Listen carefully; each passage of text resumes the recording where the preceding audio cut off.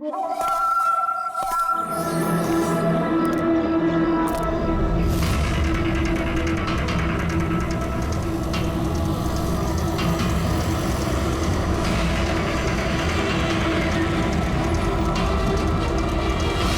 भाई, गाड़ी आगे ले।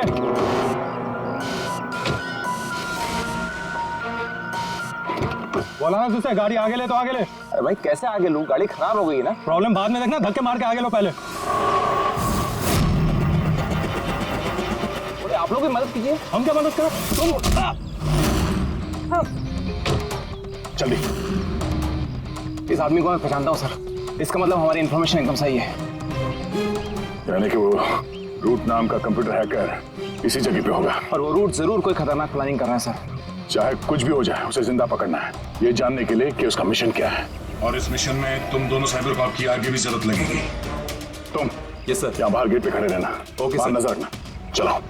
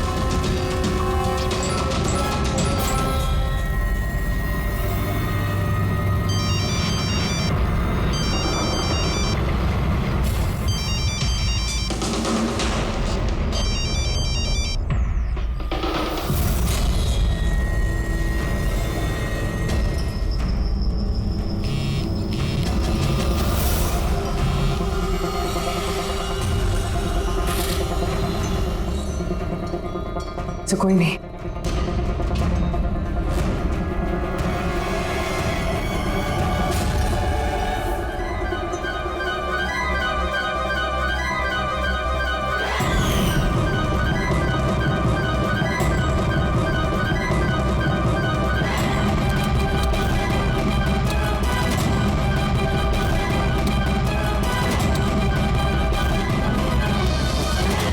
आप रेडी?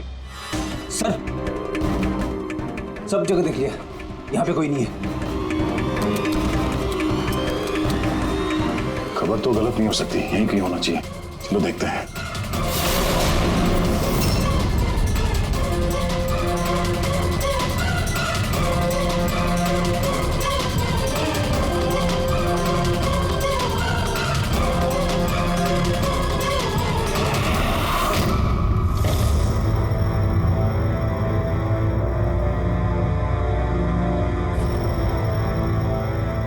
तो कोई नहीं है।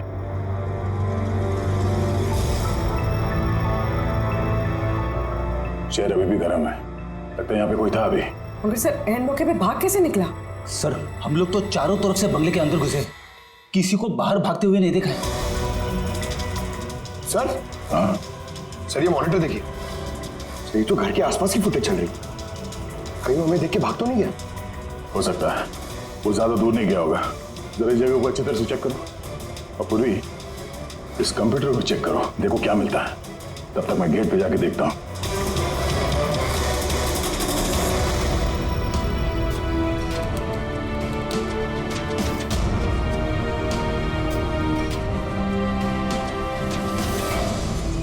Mahesh, Mahesh, yes sir. ये रूट अंदर नहीं है, लगता भाग गया। तुम यहीं पे खड़े थे? सर मैं यहीं पे खड़ा था, मैंने किसी को नहीं भागते हुए देखा। यहाँ से कोई नहीं गया बाहर? नहीं सर। मेन गेट से तो कोई बाहर गया नहीं, पता नहीं ये रूट कहाँ से चला गया। सर बाहर पीछे की तरफ एक गेट है, शायद वहीं से भाग गया होगा। सर वो कंप्यूटर पासवर्ड प्रोटेक्टेड है, ब्यूरो ले जाना पड़ेगा। सर ये रूट जरूर अपने उसी खतरनाक मिशन को पूरा करने में लगा होगा। ये रूट को किसी भी हाल में जल्द से जल्द ढूंढना होगा। एक मिनट, पूरे घर में कहीं भी ये कारपेट नहीं है, और यहाँ पे कारपेट रखा हुआ है, उसके ऊपर ये स्टूल। जरा हटाओ इसे। सर यहाँ पे खुफिया दरवाजा। बड़ी, तुम यही रहो इनके साथ, हम लोग अंदर देखते हैं।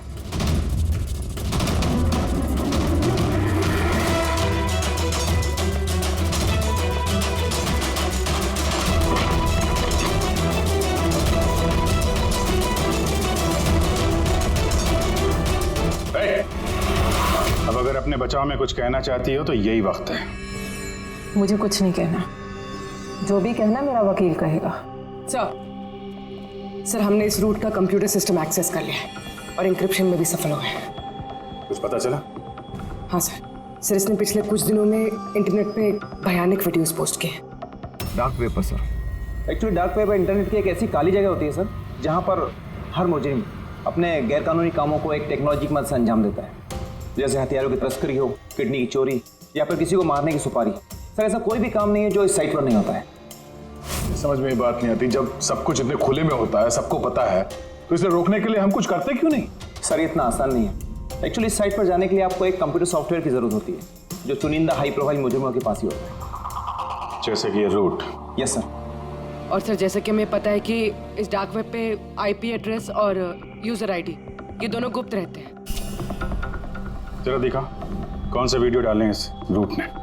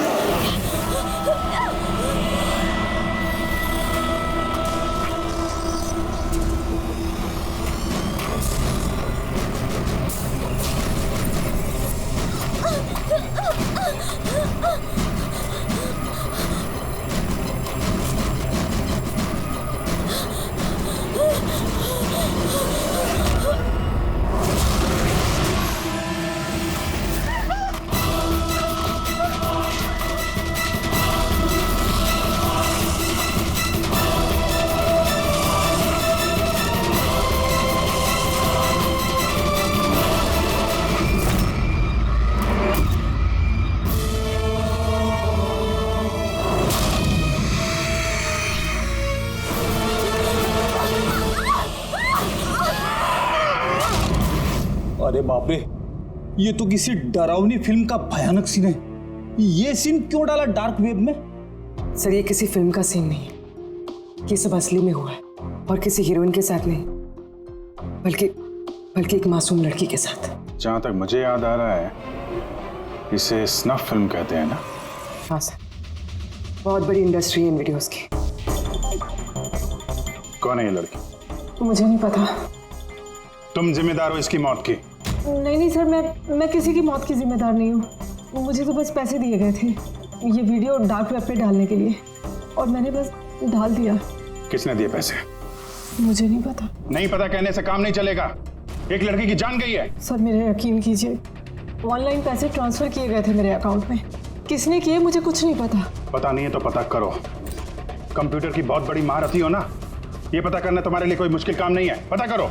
अभिजीत, अगर कोई इस तरह का फिल्म बना के अपलोड कर रहा है तो हमें जल्द से जल्द उस तक पहुंचना होगा जो ये मौत का खेल खेल रहा है। एक काम करते हैं, इस लड़की की फोटो सभी पुलिस स्टेशन में भेज देते हैं। एक बार पता चल जाए लड़की कौन है, सारा मामला साफ हो जाएगा।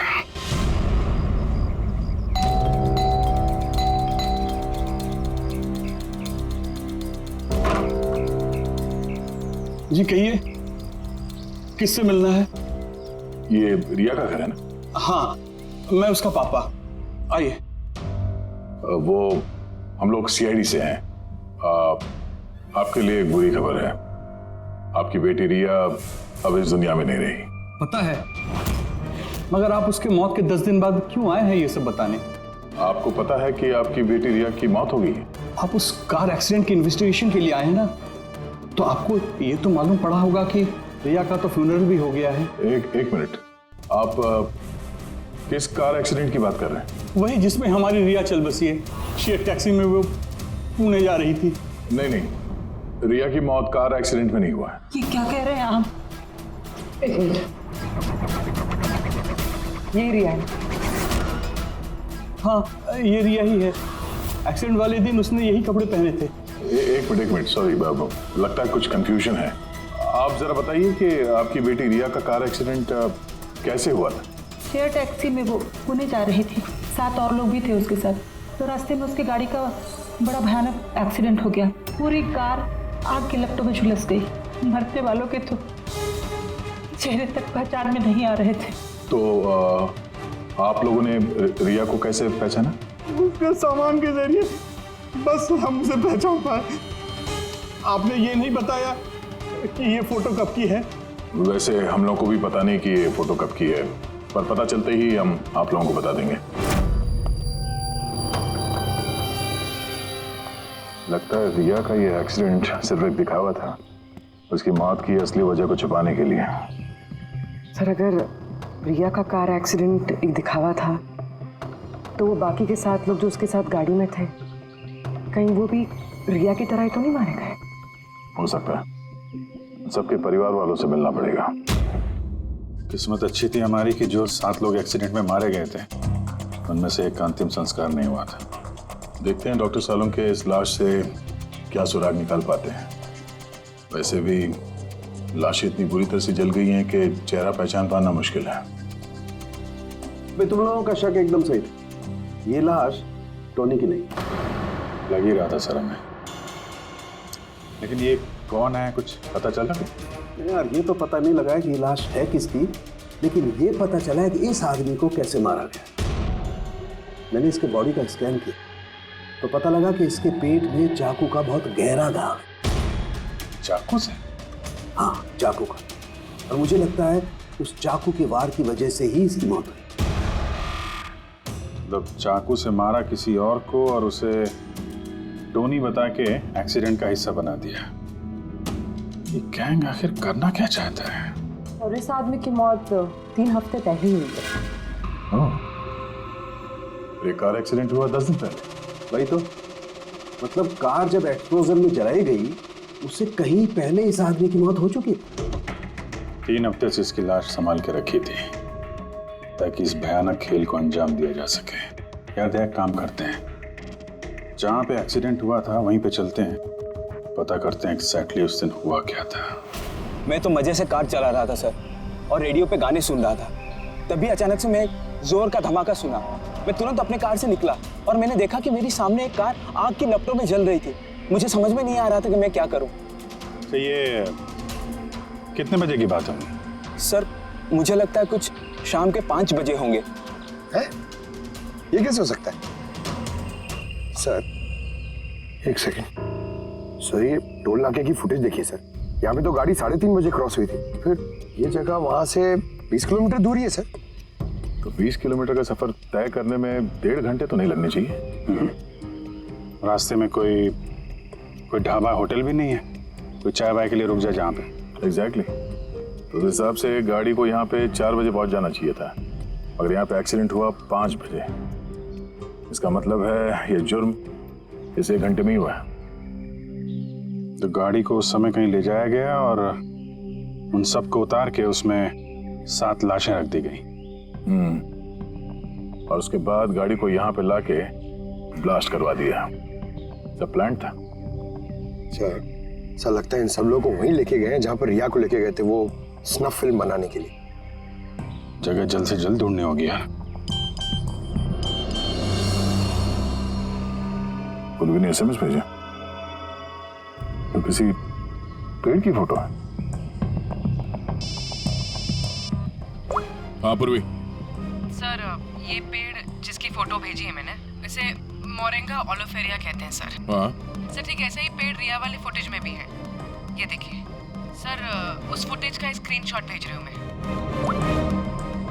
सर ये पेड़ महाराष्ट्र के 2 जंगलों में पाए जाते हैं। ये तो एग्जैक्टली वैसे ही पेड़ है, महाराष्ट्र के 2 जंगलों में। कौन कौन से जंगलों में? सर एक जंगल है जो नासिक के पास है, और दूसरा जंगल एक्सीडेंट वाली जगह से सिर्फ 1 घंटे की दूरी पे है, और इस जंगल का नाम है प्रीफिक्स फॉरेस्ट।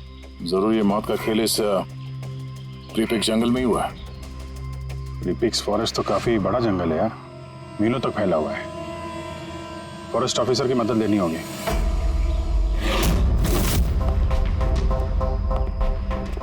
इस जंगल में ये सब हो रहा है, यकीन नहीं होता।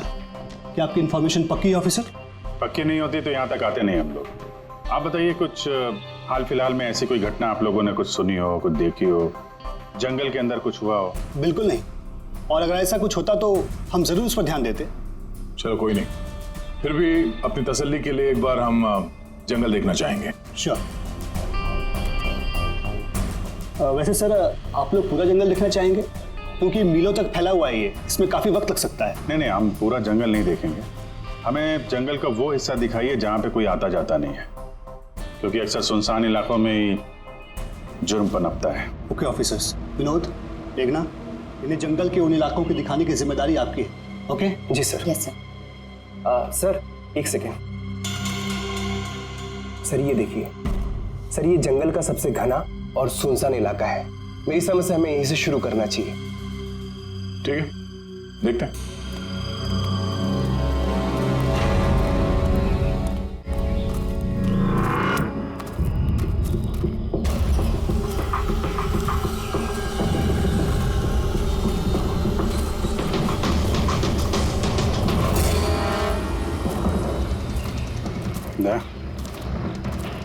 यहाँ पेड़ पे देखा?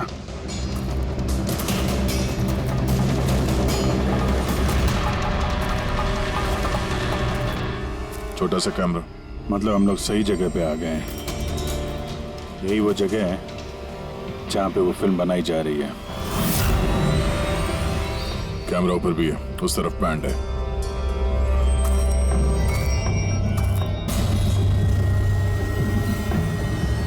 शायद इस कैमरे से कुछ पता चले उनके अड्डे के बारे में।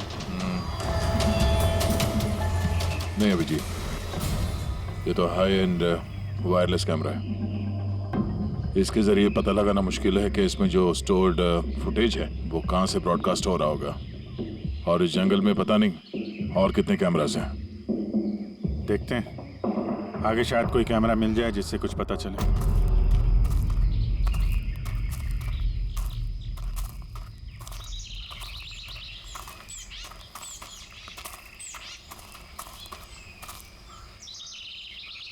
सर सही निशान देखिए, मुझे लगता है हमसे पहले यहाँ कोई आया है।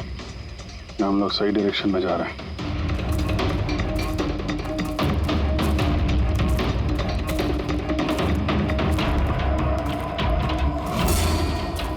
सर ये निशान यहीं तक है। सर इसका मतलब उनका अड्डा यहीं कहीं है।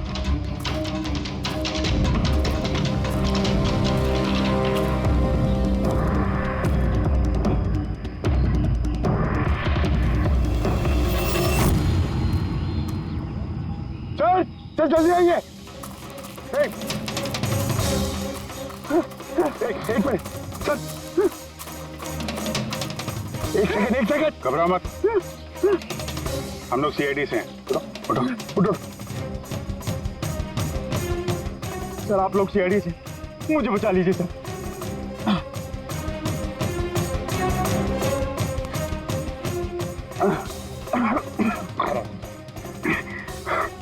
यहाँ फंस कैसे गए तुम? सर मुझे इस जंगल से बाहर निकलने का रास्ता नहीं मिल रहा। सर उस खूनी ने एक एक करके सबको मार दिया। तुम लोग यहाँ आए कैसे? हम शेर टैक्सी में सवार होकर सफर कर रहे थे कि अचानक हमारी गाड़ी पंक्चर हो गई और कार रुक गई। सड़क पर पहले से किसी ने कीले और कांच के टुकड़े रखे हुए थे सर। फिर इसके बाद कुछ लोग आए जिनके चेहरे नकाब से ढके हुए थे और जब तक हम कुछ कर पाते उन्होंने हमें बेहोशी के इंजेक्शन लगा दिए।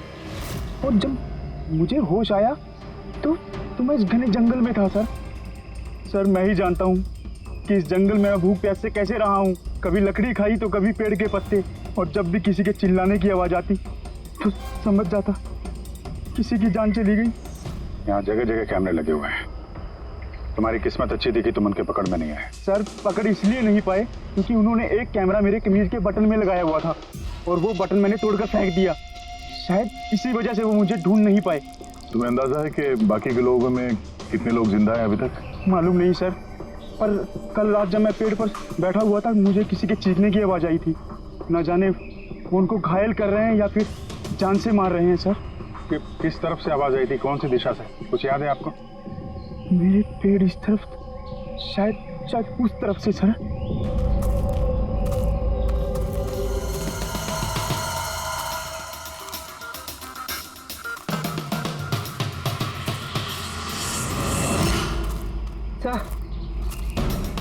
खून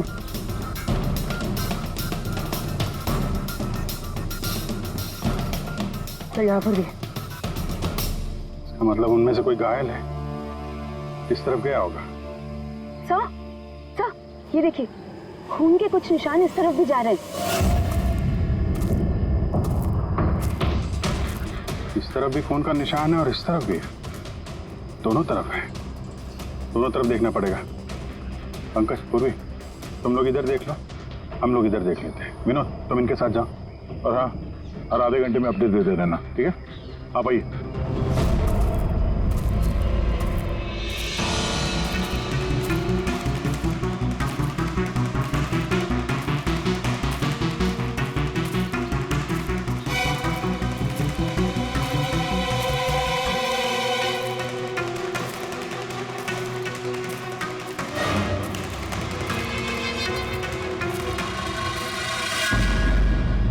एक मिनट,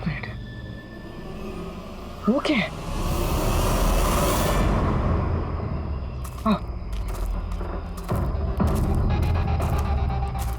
घर, शायद घायल विक्टिम ने यहीं पर पनाह ली हो। जंगल के बीच में घर, मगर नक्शे के हिसाब से तो यहाँ कोई घर नहीं था। हो सकता है ऐसे फिल्म बनाने वालों को ऐसी लोकेशंस की जरूरत पड़ती है ताकि उन्हें कोई ट्रैक ना कर सके। हो सकता है उस घर में जो घायल आदमी है वही मुजरिम हो सकता है पंकज, और ये भी हो सकता है कि आगे और भी कैमरास लगे हों। होशियार रहना।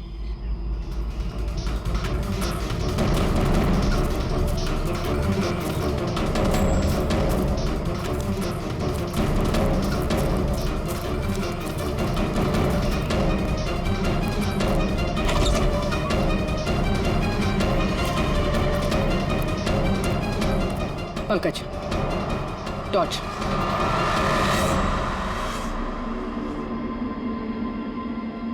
ये घर तो एकदम हिंदी फिल्मों की डरावनी पिक्चरों जैसा। ये देखो, उस घायल विक्टिम को यहीं पर लाया गया है। वो आवाज सुनी? अंदर से आ रही है।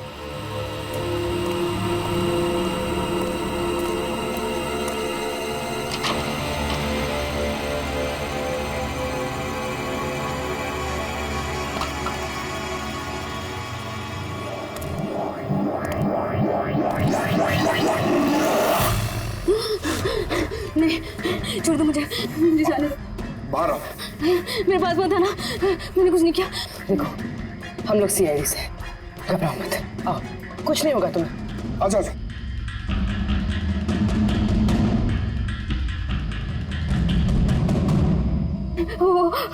वो यहीं पे, वो यहीं पे। अरे पूर्वी, ये लाइट कहाँ से आ रही है? पंकज, मुझे कुछ दिखाई नहीं दे रहा। अरे पंकज सर, पूर्वी मैम, पंकज सर।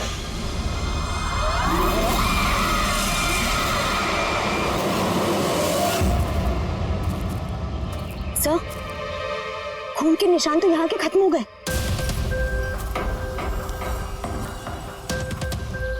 ऐसे कैसे हो सकता है?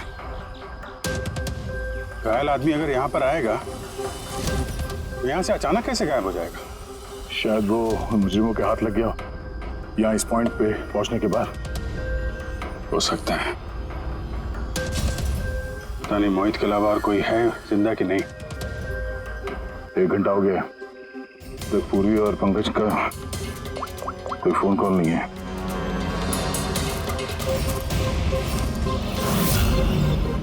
पूरी फोन उठा नहीं रही है। पंकज देखता हूँ।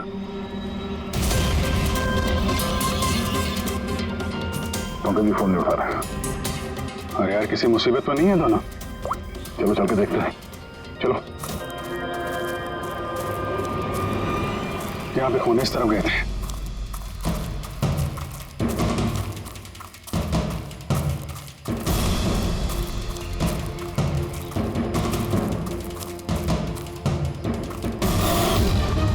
घर के अंदर शायद कोई हो। अंदर जाके देखता हूँ। ठीक है, तब तक मैं यहाँ बाहर देखता हूँ।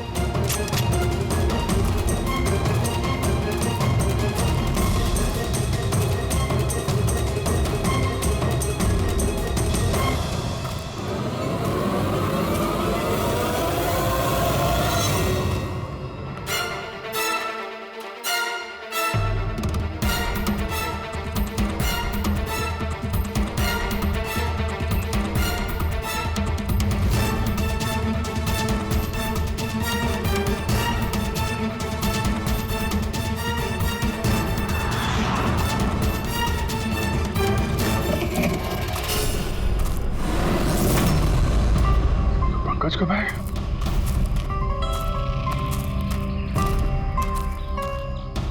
पंकज,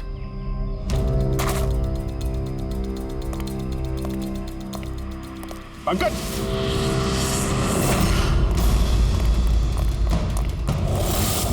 पंकज, पंकज, पंकज, कैसे? उठो, उठो, सर उठो। क्या हुआ? हाँ? सर वहाँ पे वो घर में गए थे सर। वहाँ पे एक लड़की थी सर। हाँ। सर बात ही कर रहे थे सर। पता नहीं एकदम से इतनी रोशनी आई सर कि कुछ दिखने नहीं, कुछ समझ में नहीं आ रहा था। वो घर से जैसे जैसे मैं निकला बाहर, शायद यहाँ गिर गया सर। पता नहीं, कुछ समझ में नहीं आ रहा सर। एकदम चक्कर आ रहा है। और पूर्वी, विनोद, वो कहाँ है? सर वो लोग पता नहीं सर, अंदर थे, बाहर निकले पता नहीं सर। Oh no. क्या हुआ क्या तुम्हें? ये ठीक है। पूर्वी और विनोद भी नहीं, उस घर के अंदर तो कोई भी नहीं। ओह गॉड, उन्हें कहीं कुछ हो ना गया हो।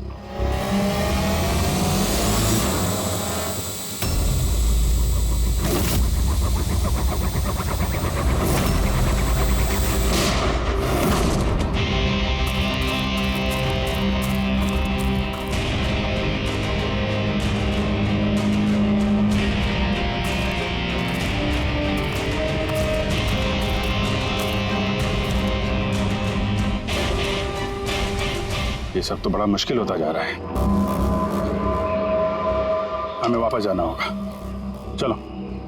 क्या मतलब? देखो दया, हमें ये नहीं मालूम है कि अपराधियों की तादाद कितनी है, कितने कैमरे लगा रखे हैं यहाँ पे, कितने हथियार हैं उनके पास। ऊपर से हम पे हर वक्त नजर रखे हुए हैं। अभी फिलहाल हम उनसे मुकाबला करने की तैयारी में नहीं है। और पूर्वी, उसे यहाँ पे अकेला छोड़ के चले जाएंगे हम? यार दया देखो, पूर्वी उनके चंगुल में फंस चुकी है। हम उसको बचाने जाएंगे तो हम भी नहीं बच पाएंगे। अभिजीत, क्या हो क्या गया तुम्हें? कुछ याद है सीआईडी में हमें पहले क्या सिखाया था? यही कि सबसे पहले अपने साथी को पीछे मत छोड़ना, चाहे वो जिंदा हो या मर चुका हो। अरे यार, हर लड़ाई रूल बुक के हिसाब से नहीं लड़ी जा सकती। हमें यह भी सिखाया गया था कि प्रेजेंस ऑफ माइंड का इस्तेमाल करना अलग अलग परिस्थितियों में। आई एम सॉरी, तुम्हारे इस थॉट से मैं एग्री नहीं करता। I am sorry. तुम्हें जाना है तुम जा सकते हो, बिना पूर्वी के मैं यहाँ इस जंगल से बाहर नहीं जाने वाला। जिद मत करो दया, हमें यह भी नहीं मालूम है कि पूर्वी जिंदा है कि नहीं। अभिजीत, वो एक सीआईडी ऑफिसर है, इतनी आसानी से हार मानने वाली नहीं है। वो बेचारी अकेली लड़ रही होगी उन मुजरिमों से। और अब जब उसे सबसे ज्यादा जरूरत है हमारी। हम स्पीड दिखा के भागेंगे यार। ज्यादा जरूरी यह है कि जो लोग उस गिरोह के कैद में नहीं आए हैं उनको बचाया जाए। और तुम्हें पूर्वी की इतनी परवाह है तो जिद मत करो, मेरे साथ चलो, हम लोग अच्छी प्लानिंग बना के वापस आएंगे। चलो। इसे हो क्या गया? चलो भी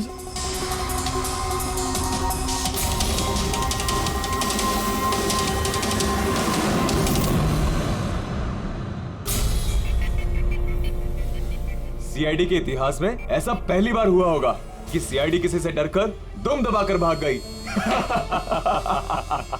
हाँ सर, पहुंच गए आप? हाँ बस उसी जंक्शन पे रहिए, हम लोग आते हैं वहां पे। अरे सालुंके सर, आप यहाँ? मैं यहाँ। आइए। अरे अरे तुम्हें क्या लगा हम लोग पूर्वी को ऐसे ही छोड़ देंगे जंगल में मरने के लिए? हैं? तो आपका और दया सर का झगड़ा झूठा था। जब अभिजीत ने वहां पे कैमरा देखा तो उसने मुझे इशारा किया। पता नहीं और कितने ड्रोन लगा रखे होंगे हम पे नजर रखने के लिए। जो आदमी उस कैमरे के जरिए हम पर नजर रखे हुए था उसकी आंखों में धूल झोंकना जरूरी था, इसलिए। अब वो लोग ये सोच के बैठे होंगे कि हम लोग जंगल से निकल गए, थोड़े रिलैक्स भी हो जाएंगे। यही मौका है उन पे हमला करने का। अभिजीत ये लो, ये तुमने मंगाया था। ये क्या डिवाइस है सर? ये जैमर है पंकज। आसपास इस एरिया में जितने भी कैमरे होंगे सब जैम हो जाएंगे। अब वो हम पे नजर भी नहीं रख पाएंगे। और ये ड्रोन पे जो कैमरा लगा है इसकी रेंज 7 किलोमीटर सिर्फ। बैटरी तो खत्म होने वाली है। इसका मतलब अगर हम इसे नहीं पकड़ते तो ये वापस उनके अड्डे पे जाता बैटरी बदलने के लिए। जरा आईपैड निकालना, नक्शा निकालो उसमें।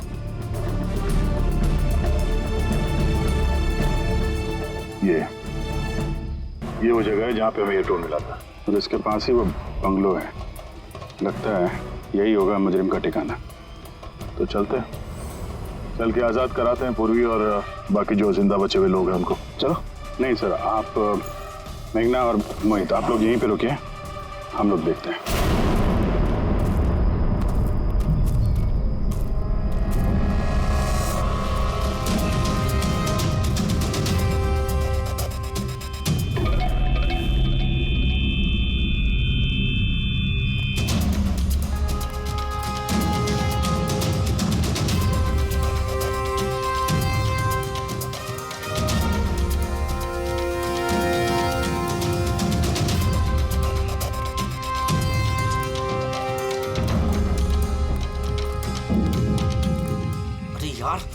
पूरा सिस्टम बंद कैसे हो गया?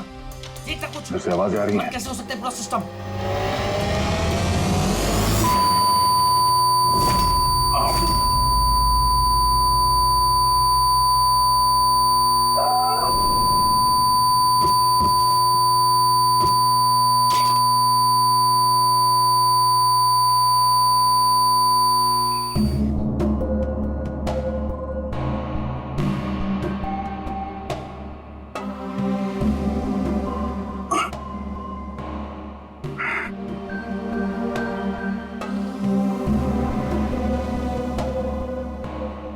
पंकज,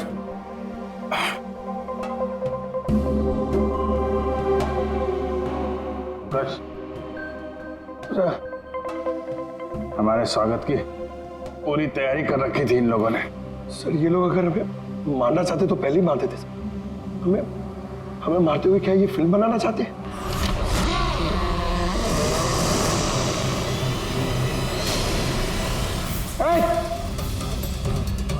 सच जाओ। सच मैं हूं पंकज। पूर्वी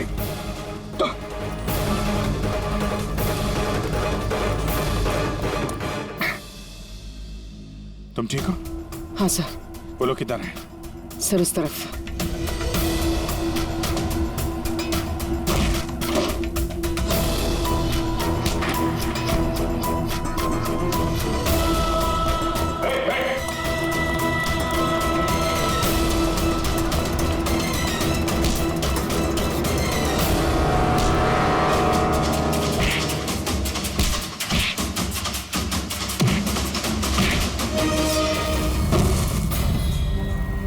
सर चल चल।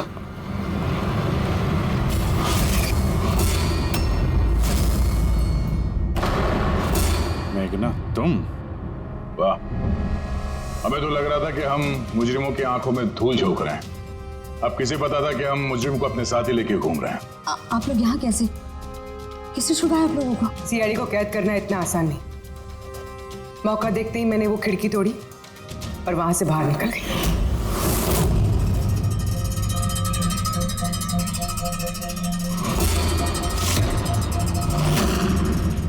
और उसके बाद मैंने उन्हीं लोगों का पीछा किया जिन लोगों को तुमने भेजा था मुझे ढूंढने के लिए। और फिर मैंने उस नकाबपोश आदमी को देखा और उसका भी पीछा किया।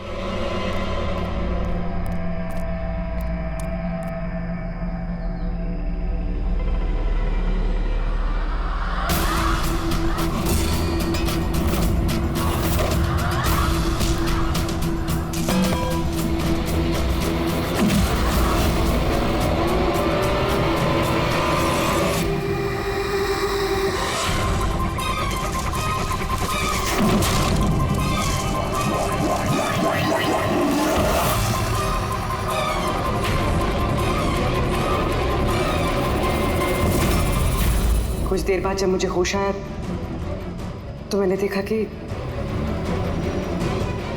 मगर इससे पहले कि मैं बाकी ऑफिसर्स तक पहुंच पाती तुम्हारी उस सोनिक बूम वाली आवाज ने इन्हें बेहोश कर दिया था। वो तो मेरी किस्मत अच्छी थी कि मैं दूर थी और उस आवाज का मुझ पर कोई असर नहीं हुआ। और फिर मैंने सोचा कि क्यों ना उस नकाब को ही मैं अपना हथियार बना लूं। जिस बेरहमी से तुमने लोगों की जान ली है, तुम तो औरत कहलाने के लायक भी नहीं हो। अब ये बताओ तुमने ये सब किस लिए किया? ये सब मैंने पैसों के लिए किया है सर। जितने पैसे मुझे इस काम के लिए मिल रहे थे ना, उतना तो मुझे अपनी जॉब में 5 साल में भी नहीं मिलता। और वैसे भी क्या फर्क पड़ता है, रोज इतने लोग मरते हैं, अगर 2-4 और मर गए तो क्या हुआ? तुम्हें शायद मालूम नहीं है कि तुम कितनी बीमार हो। बाकी लोग कहाँ हैं जो तुम्हारे साथ में थे? मैंने किसी को कोई नुकसान नहीं पहुंचाया सर, इतनी भी बुरी नहीं हूं मैं। और वैसे भी मैंने कोई भी खून अपने हाथों से नहीं करा है। मुझे तो एक औरत ने करोड़पति बनने का ऑफर दिया था जो मैंने एक्सेप्ट कर लिया। कौन औरत? बहुत अजीब सा नाम था उसका।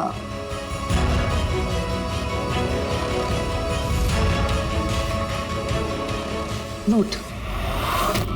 रूट?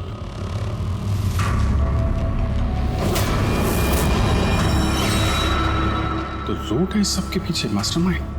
अब उसने ऐसा क्यों किया उसका जवाब तो अब वही देगी। जहां तक तुम्हारा सवाल है, कानून तुम्हें कड़ी से कड़ी सजा देगा।